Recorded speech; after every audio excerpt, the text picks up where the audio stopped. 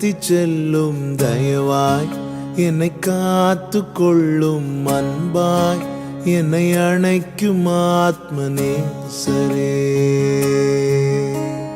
கிருபையாய் என்னை நடத்தி செல்லும் தயவாய், என்னை காத்து கொள்ளும் அன்பாய், என்னை அணைக்கும் ஆத்மநேசரே. உங்களுக்கான இன்றைய வாக்குத்தத்த வசனம். இயேசு கிறிஸ்துவின் இனிய நாமத்தினாலே உங்களுக்கு என் அன்பின் வாழ்த்துக்கள். கடந்த நாட்களெல்லாம் கர்த்தர் நடத்தி வந்த பாதைகளை நினைத்து பாருங்கள். இருதயம் நன்றியால் நிரம்பும் என்பதிலே சந்தேகமில்லை. நிறைவோடு தேவனை மகிமைப்படுத்துங்கள்.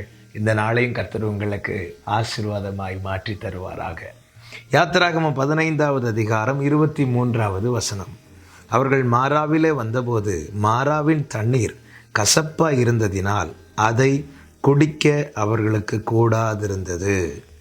அதனால் அவ்விடத்திற்கு மாரா என்று பெயரிடப்பட்டது. கர்த்தருடைய பரிசுத்த நாமம் மகிமைப்படுவதாக. இஸ்ரவேல் ஜனங்கள் எகிப்திலிருந்து மீட்கப்பட்டு சிவந்த சமுத்திரத்தை கடந்து 3 நாட்கள் வனாந்தரத்தில், சூர் வனாந்தரத்தில் தண்ணீர் கிடையாமல் நடந்து அதன் பிறகு மாராவினிடத்தில் வருகிறார்கள்.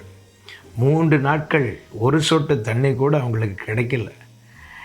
3 நாட்கள் சூர் வனாந்திரத்தை கடந்து மாராவினிடத்தில் வந்தபோது இங்கே தண்ணீர் இருப்பதை பார்க்கிறார்கள். 3 நாள் தண்ணீர் கிடைக்காதவங்களுக்கு தண்ணீரை கண்டால் எவ்வளவு சந்தோஷமாக இருக்கும். ஓடி போய் குடித்திருப்பார்கள். ஆனால் வாயில் வைத்த பிறகுதான் தெரிகிறது அது மிகவும் கசப்பாக இருக்கிறது. வேதம் சொல்லுகிறது, தண்ணீர் கசப்பாக இருந்ததினால் அதை குடிக்க அவர்களுக்கு கூடாதிருந்தது. இங்கே தண்ணீர் இருந்தும் பிரயோஜனமாய் காணப்படவில்லை. தண்ணீர் குடிப்பதற்காக இருக்கிறது, ஆனால் குடிக்க முடியவில்லை. இன்னும் சொல்ல வேண்டுமானால் இந்த தண்ணீரால் யாருக்கும் எந்த பிரயோஜனமும் இல்லை, பயனில்லை, பயன்பட முடியவில்லை. ஏன் பயன்பட முடியலை? தண்ணீர் இல்லாததினால் அல்ல, தண்ணீர் இருக்கிறது. ஆனால் அந்த தண்ணீர் கொடுக்க வேண்டிய சுவையை கொடுக்காததினால பயன்பட முடியவில்லை. என்ன கொடுத்திருக்க வேண்டும்? நல்ல மதுரத்தை கொடுத்திருக்க வேண்டும். ஆனால் என்ன கொடுத்தது? கசப்பை கொடுத்தது.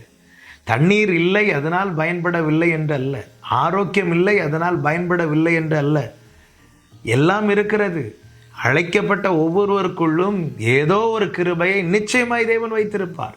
அவருடைய ஈவின் அளவுக்கு தக்கதாய் அவனவனுக்கு அவர் கிருபையை பகிர்ந்து கொடுத்திருக்கிறார் என்று எபேசியரில் தெளிவாய் சொல்லப்பட்டிருக்கிறது. அவர்களுடைய திறமைக்கு தக்கதாய் என்றல்ல, அவருடைய ஈவின் அளவுக்கு தக்கதாய். அப்படி என்றால் அழைக்கப்பட்ட ஒவ்வொருவருக்கும் கிருபை உண்டு, ஒவ்வொருவருக்கும் தேவ பலன் உண்டு, ஒவ்வொருவருக்கும் தேவ திட்டம் இருக்கிறது. எல்லாரும் பயன்படுகிறார்களா என்று கேட்டால் நிச்சயமா இல்லை. ஏன் பயன்படவில்லை? கிருபை இல்லாததுனாலா? கிருபை இருக்கிறது. ஆனால் என்ன இருக்கிறது என்றால், கிருபையினுடைய சுவையை வெளிப்படுத்த முடியாத அளவுக்கு கசப்பு இருக்கிறது.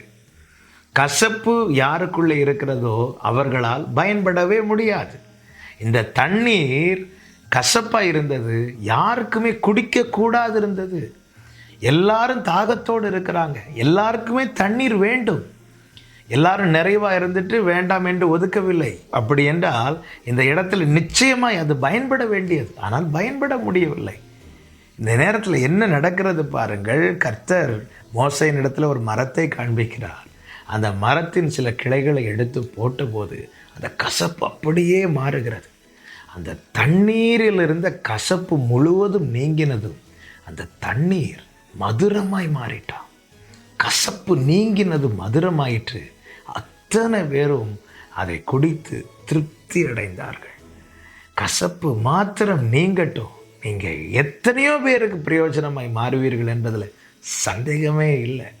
கசப்பு மாறலைன்னா இப்படி யார் யாருக்கு நாம் பிரயோஜனப்பட வேண்டுமோ அத்தனை பேரும் நம் நிமித்தம் முறுமுறுக்க தான் செய்வார்களே அன்றி நம் நிமித்தம் தேவனை ஒருபோதும் அவர்கள் மகிமைப்படுத்த மாட்டார்கள். கசப்பு நீங்கினதும் அத்தனை பேருக்கும் அந்த தண்ணீர் பயன்பட ஆரம்பித்தது, மதுரமாய் மாறினது. என கேட்குற அன்பு சகோதரா சகோதரி, கசப்பு வேண்டாமே. என்றோ நீ பயன்பட வேண்டியது தெரியுமா? இன்றும் பயன்பட முடியாமல் இருக்க காரணம் இந்த வேண்டாத காரியங்கள் உனக்குள்ளே இருந்து உனக்குள்ளே அவர் வைத்த கிருபையை வெளிப்பட விடாதபடிக்கு தடை செய்கிறது என்பதை இந்த நாளில் நீ உணர்ந்து கொள். தகப்பனே, இந்த கசப்பை என்னை விட்டு மாற்றுங்க, இந்த தீமை என்னை விட்டு மாற்றுங்க என்று ஆண்டவர்கிட்ட கேளு. நம்ம எல்லாரும் சேர்ந்து பாடுவோமே, அருமையான ஒரு பாடல். வாழ்க்கையிலே கசப்புகள் கலந்திட்டாலும் பாசமுள்ள ஒரு மரம் கூட வருது, மாறாவின் நீரை தேனாக மாற்றும் என்னே சரி என்னோடுண்டு. ஆண்டவர்கிட்ட கேளு, உன் கசப்பெல்லாம் மாற்றுவார். உனக்குள்ள அவர் வச்சிருக்கிற மதுரமான கிருபை பிறருக்கு பிரயோஜனம் உள்ளதாய் மாற கர்த்தர் உன்னை ஆசீர்வதிப்பார். நல்ல தகப்பனே, நீர் எங்களோடு பேசின கிருபைகளுக்காய் நன்றி. பயன்பட வேண்டிய அநேகர் தேவையில்லாத கசப்புகளை உள்ளே வைத்து கொண்டு பயன்பட முடியாமல் தவிக்கிறாங்கப்பா. தயவாய் இறங்கி எல்லா கசப்புகளை மாற்றி நீர் உள்ளே வைத்திருக்கிற அந்த மதுரமான கிருபை வெளியே வரத்தக்கதாய் தயவாய் பயன்படுத்தும். இயேசு கிறிஸ்துவின் நாமத்தில் பிதாவே, ஆமென்.